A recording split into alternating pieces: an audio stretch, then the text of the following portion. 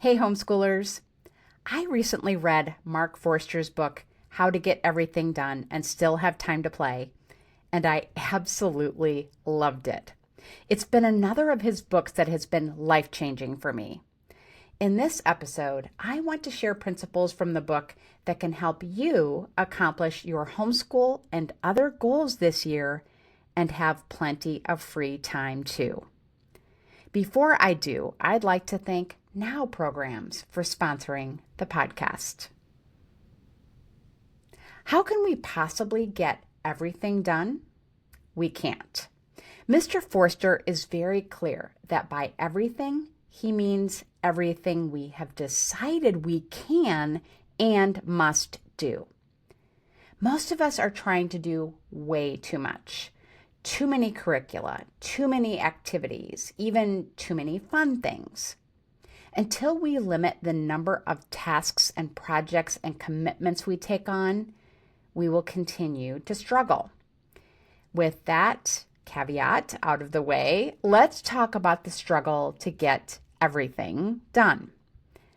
I would say that all my life I have had the same issue.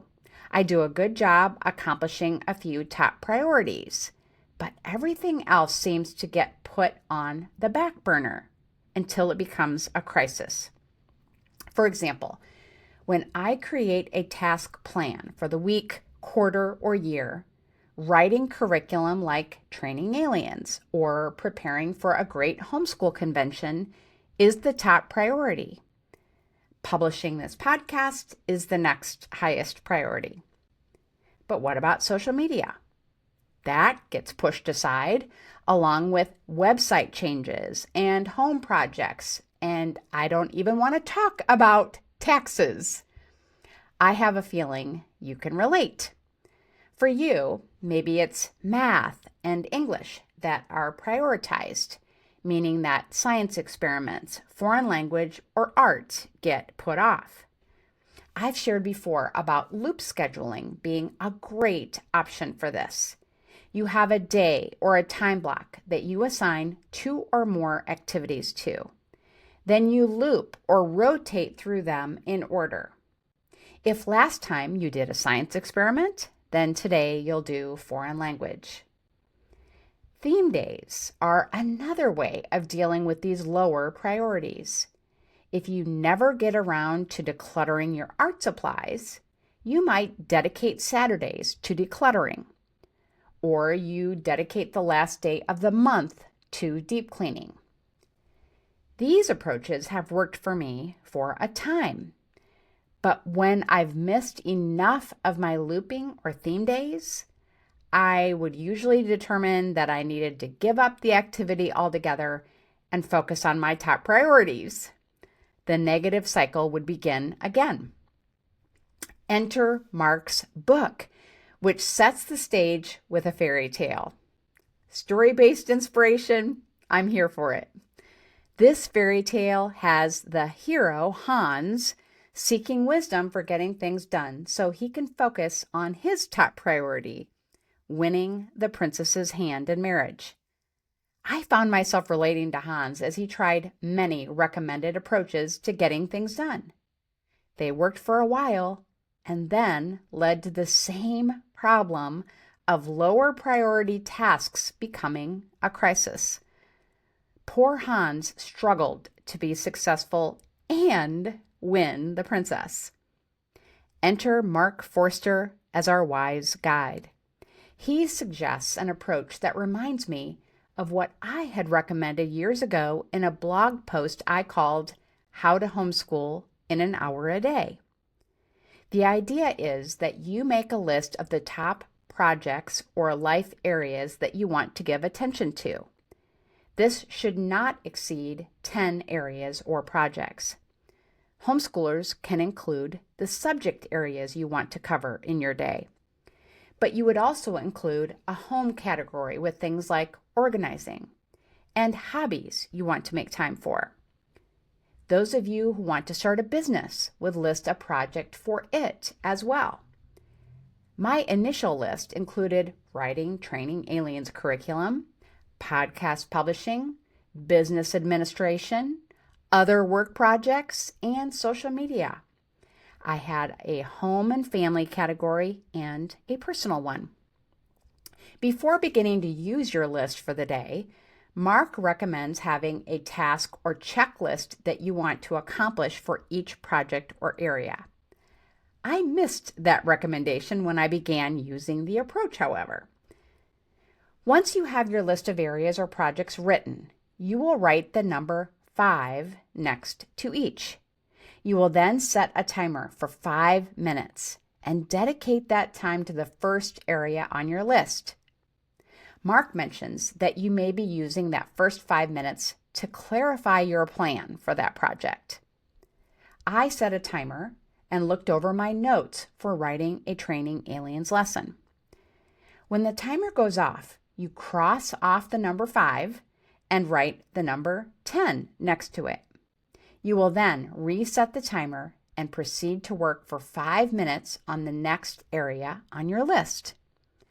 When you have dedicated 5 minutes to each area on your list, you will go back to the top and will work for 10 minutes on each area. When you have finished what you want to do for that area, Mark recommends writing a 5 next to it. If you still have work to accomplish, you will increase the time by 5 minutes for each pass you make until you hit 40 minutes. After working for 30 minutes total, and not after finishing a task, Mark tells us to stop what we're doing and take a 5-minute break. This may sound confusing, but the bottom line is that we do a short burst of work on multiple areas throughout the day, adding 5 minutes to the time we work on each pass through. The advantages of this approach are: resistance is minimized because we only have to do 5 minutes on a project to start. This is especially powerful if we have been putting off working on something. Every area of our homeschool and lives is given at least some attention during the day. The quick shifts to new activities keep our motivation high, as opposed to having large time blocks on a schedule. Next, we take advantage of the end effect. By stopping when the timer goes off and not when we have finished a task, we feel that natural pull to return to it. When we do return to it, our resistance is further minimized because we feel we have the advantage of having already started it, even if for only a few minutes.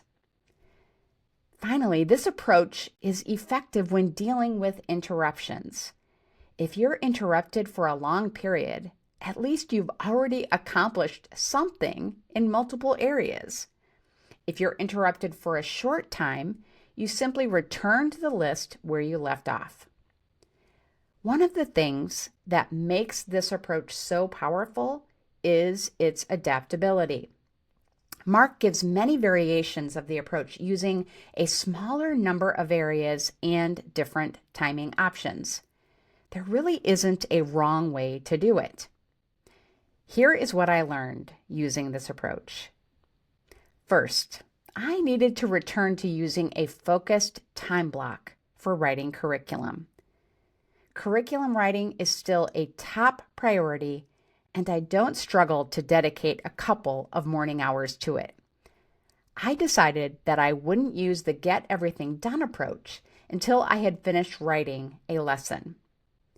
There may be areas of your homeschool day that you don't want to change. I likely wouldn't include our Bible time or our read aloud time in this process because motivation wasn't an issue for these. Second, I realized that my resistance to some other areas wasn't so high that I needed a 5-minute burst to start. I had tried beginning the day by starting where I left off the previous day with 20-minute bursts. I didn't like it, so I tried 10 and then 20 and then 30-minute daily bursts instead, and I liked it a lot. I felt I was done with some areas after just 2 bursts, and I could limit the areas I was spending 30 minutes on. I recommend experimenting with different times for you and getting feedback from the kids. Third, I realized that I wanted to put the areas in a different order based on my current routine and also giving me a break. I am doing physical therapy exercises for shoulder pain, and I realized that doing those after a couple of computer-based projects made sense. I positioned the personal category such that it would be another break for me. I wouldn't have to take separate breaks after every 30 minutes of work. Fourth, I discovered by accident that I loved choosing the activity as I worked instead of pre-planning them. Pre-planning the activities could become a schedule that I might rebel against after a time. Instead, I have a separate list of potential tasks in my task manager for each area. For example, when the podcast area is up, I might decide to invite someone who's been on my wish list to be a guest. For the home and personal areas, I allow myself to work without a list. I ask myself what I feel like doing. It might be cleaning out my bathroom cabinet for home or reading a book for personal.